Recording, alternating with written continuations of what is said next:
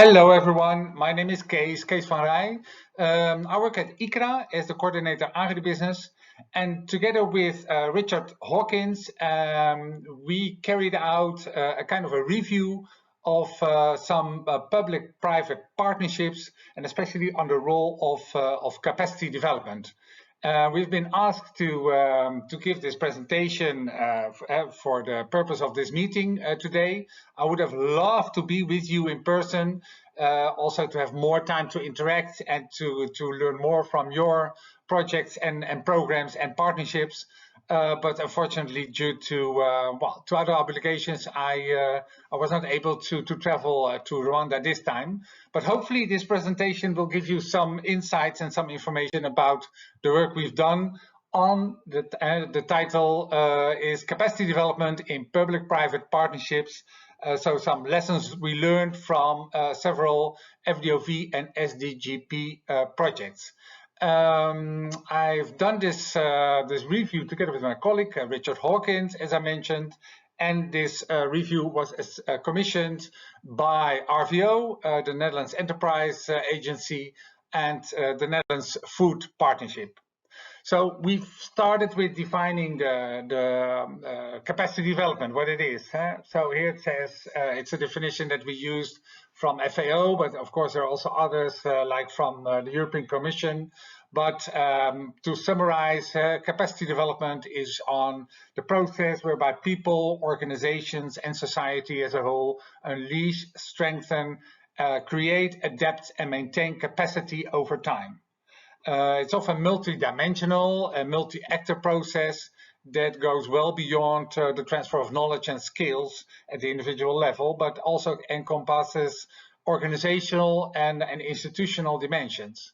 Now, if you look at policy from the Dutch government and also in that sense from RVO, it's evolving always also towards food system transformation. So, and although PPPs as such, as individual projects, are of course not able to transform a whole food system, but at least they should indicate which part and at what level they touch the food system, and they add to the food system some positive outcomes of a project. So this is about definition. We developed quite a simple, straightforward framework on capacity development. So that's the lens how we looked at those projects. First of all, to look at the system. So is it at an individual, a farmer's, or a trainer, or an extensionist level that the project is working? Also, maybe at the level of organizations, meaning cooperatives, SMEs, research institutes, can be anything, and also finally at the level of the institution. So that is more related to the enabling environment, government institutions, apex, all that can have influence, that can influence the system at stake. Then the second element of our analytical framework is whose capacity. Are we targeting individual farmers for them to improve their production and productivity? Are we targeting? Is a project targeting cooperatives, SMEs, input dealers, or is it even at a higher level, the level of the government, supporting agencies? So really defining, okay, what kind of capacity and whose capacity is being developed, and then the capacity for what? Is it merely to and quite straightforward capacity to produce? So many of the projects studied are working on good agricultural practices, really trying to increase the quality and overall productivity of farmers. Or is it also maybe beyond that, the capacity to buy and sell, to market, to get a stronger position in the market? So more the agribusiness skills, so to say.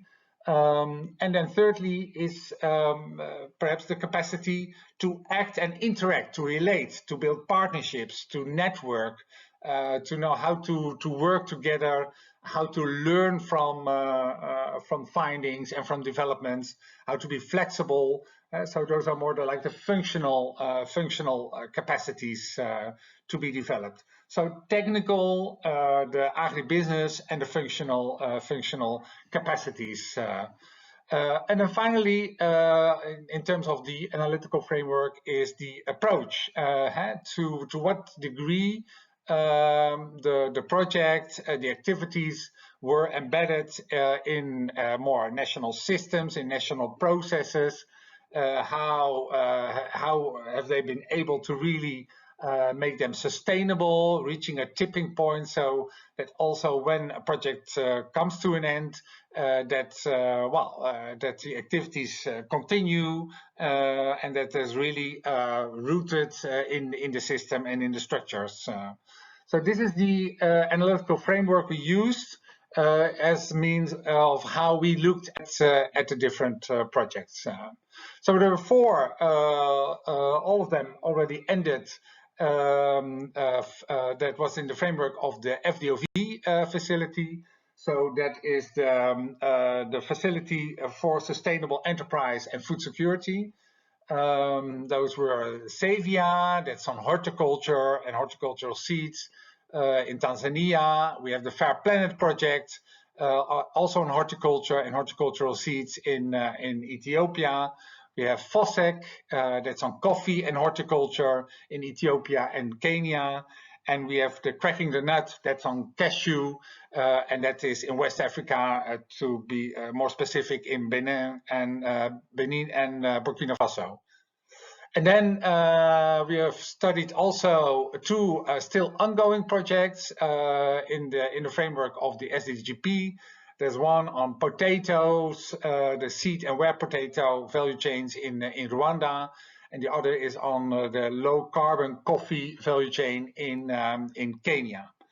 And apart from that, upon request, especially of NUFIC, and also the Netherlands Food Partnership, is that we also studied briefly some other projects and programs that had one way or another some connection to capacity development.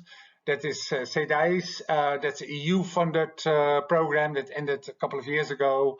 EU-funded, I said, and it's more like on partnerships in agricultural innovation. So that also involved universities and other stakeholders in multiple countries. Quite a big program, actually, and quite with a kind of a particular approach on capacity development. Then we have To Scale, that's a Dutch-funded program on business incubation.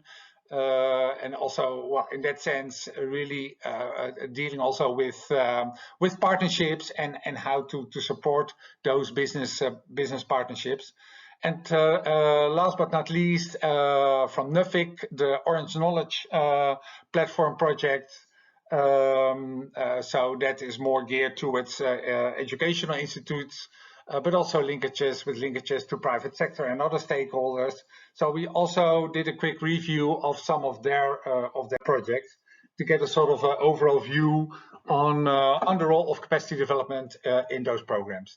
So what we witnessed is that most of these PPPs, of course, they focus on a value chain. That's not that surprising, because most of these PPPs, they have a private actor in it, a company, and most of the companies, of course, they work from the perspective of a value chain. So yeah, it depends on the level of complexity. Some addressed parts of the supply chain. Others were really involving, engaging also the services, the supporters, as well as the enabling environment in it. And of course, lately there's more like the policy also from the Dutch government is more evolving from a value chain approach towards more of a food system focus, which makes it, one could say, even more complex, right? Because then one also needs to take into account like health issues related to nutrition, equal access to quality food. So, this overview, is trying to picture is it makes it really more complex. All those different stakeholders and actors with different interests. So, value chain versus a food system focus. Well, they're not opposing forces, of course, but there's really a shift going on towards more of a food system approach. The projects that we studied, that I think there are two extremes, so to say, to simplify it a bit. So there are those projects that have quite a narrow scope, so it's mainly farmer focused, and looking at the services and the supply chain, they address part of that. So really have a very intensive and intense effort in increasing productivity, mostly linked to good agricultural practices. So few partners, really control-based, easier to control. It's very compact, with like-minded partners, those that know the sector and that were able to perform, so to say. So to some extent, with a higher level of simplicity in that sense. Though still, it's never easy, of course. It's still always challenging. Then the other extreme is the broader scope, the value chain focus, and even beyond that are those projects that are really addressing the whole supply chain, the whole value chain, with all the services related to that, and even reaching out to the level of the enabling environment. Which makes it more complex, of course. All those different actors working from different perspectives, at different levels, different interests. So that makes it complex in terms of the size. It's very diverse in terms of the actors, and also, it does not allow much control. So it's more like laissez-faire in terms of how to manage those complex projects. Looking at the project studied is that there are three levels. I briefly mentioned it already, that it requires a kind of a balancing act. Most of the time there's quite some attention going to the capacity to produce, the technical capacity, mostly on good agricultural practices. So that's dealing with individual farmers or organized farmers, with trainers, extensionists. And then second is at the agribusiness level is really the capacity to do business. Also, as stated before, mostly dealing with cooperatives, SMEs. Interesting is that more and more projects are starting to grade and to categorize the type of cooperatives, also to be able to customize the services to be delivered to them, and the capacities to be strengthened at the level of cooperatives. But it is really about the capacity to do business and to gain a stronger position in the market. And the third level is more at the functional level, is really on this capacity to act, to interact, to relate, and to reflect, and to learn. So basically that's a capacity to partner, so to say. PPPs require a kind of a balancing act to be able to address all those three. Not always that easy. So for each project, first of all, we wrote a report, of course, and I'm sure that will be shared or is already shared by RVO. We also made learnings per project, but for the sake of time, I will stick to those four key learnings in general. Is that partnering is difficult. Yeah, what an outcome, right? How surprising. But it is truly difficult, though also can also be very inspiring. And also partnership facilitation is an art. often not taken into account when designing project proposals, often a more technical approach, sometimes political also, but when it comes to the more the social aspect, the partnering aspect, that's really an art, and that requires expertise, that requires time and resources, not only when drafting, when designing the project, but also during inception and execution, right? So partnership facilitation as an art. Then capacity development on functional skills of the project partners that enables more alignment, flexibility, and joint learning in the partnership. Really key, not paying much attention though still. So we feel there's still a lot of room for learning and for improvement in terms of the functional skills of those project partners. And I'm really talking about this how to work together, how to be clear and make it explicit, the learning trajectory that you will go through together in terms of expectations, in terms of communications, in terms of conflict management, anything. Really to be able to, okay, somehow it's a kind of a marriage, it's a kind of a relationship you're developing or you're having already. So how to keep that relationship fresh and vibrant and passionate, I would say. Then thirdly is on the distinction between partners and beneficiaries.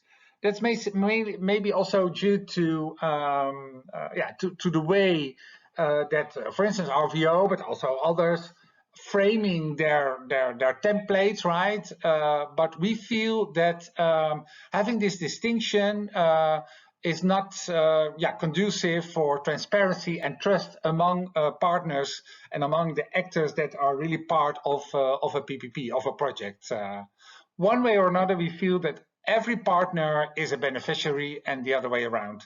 And it's also for those that are executors, implementers, also for them, also for you, it's a learning journey. So we suggest to, at all levels, for all actors, do not differentiate no longer between partners and beneficiaries, and make benefits explicit to them in terms of what is in it for them. And there's one specific remark on data. There's quite an emphasis on collection of data. That's of course is needed for the monitoring and evaluation. Though, farmers are just considered to just deliver those data without being in control of them. And we feel that from an, from an emancipatory perspective, farmers own their own data and how to also then engage them and for them to master their data as well. So, but it starts with stop to no longer differentiate between partners and beneficiaries. And also then is the fourth key learning is on the level of intervention to differentiate, to really make it explicit. Okay, we are targeting the supply chain or services or the enablers, what is required by whom, and not necessarily the project need to cater for all those needs, of course not, but make it very explicit and realistic on what is the probability and also what are the risks and assumptions. Maybe this sounds like quite obvious, right? Those key learnings, but we feel that there is room for improvement there. So I'm getting almost to 20 minutes. I'm not sure how much time I have, but let me conclude. Overall conclusions is that projects that we reviewed, they differ in terms of their level of ambition, the level of intervention, the scope, whether it's on a local agribusiness clusters level or more on a regional or national value chain approach, or even beyond that, developing a whole sector. So it's sometimes it's comparing apples and oranges there. But it's interesting to have a look at those different levels of ambition. The variation is also in terms of the types of capacity that is prioritized. Often it goes more to the technical capacity, production, all of that. To some extent also to how to do business, the more actually business element of it, and to a lesser extent to more the functional capacities, the functional skills on how to partner. That also reflects in the adaptation is how agile a project, the partners, the partnership is to respond to events, because the life is full of events. 4 years ago there was no COVID. 1 year more, 2 years ago there was no war in Ukraine. And that all has a huge impact, or can have a huge impact on your project. So how agile, how adaptive can you be as a project to respond to that, to replan and to learn from it? And the complexity is also a parameter that varies a lot in many PPPs. And it also depends whether people know each other already from before. There's a level of trust. But in the end, we may conclude that there is a strong need, if you want to make a partnership successful, there's a need for chemistry, there's a need for true connection and a true and open and transparent partnership there. So unfortunately, there are no best practices. We have, there's no panacea for success, but trade-offs are inevitable. But at least make them explicit in terms of implicit, right? So these are the trade-offs between limited scope in terms of the system towards to the other extreme of more extensive and complex, from having a small group of partners to a large multidisciplinary team of partners and make it more participatory. The difference between the functional skills and the more technical skills, the flexibility in order to, is it really about the capacity to act, to implement, to conduct, or is it also the capacity to adapt? And there's also, of course, a trade-off in terms of, is it focused on output, and that will allow you more control, or is it a focus more on outcome, and that makes it more sustainable, but with less means on how to control it, of course. Let me see if I went too quick. No, it's okay. So finally, the next steps. You are together in Kigali, in Rwanda. Lucky you, having this great meeting, hopefully. Hopefully this presentation inspires you to continue the debate and to also reflect on your own PPP and your own public-private partnership, and see, how do you take up and approach this capacity development in your project, and be open and really interact and exchange on that. And according to your experience, what are the drivers of success? So how to successfully integrate capacity development at different levels, at different types of capacity in your project. And what are main challenges related to capacity development in public-private partnerships? So for tomorrow, that means not necessarily right tomorrow, but for the future, RVO and the Netherlands Food Partnership expressed their interest to really take this report and the lessons learned from it in drafting and developing their new support instruments to PPPs.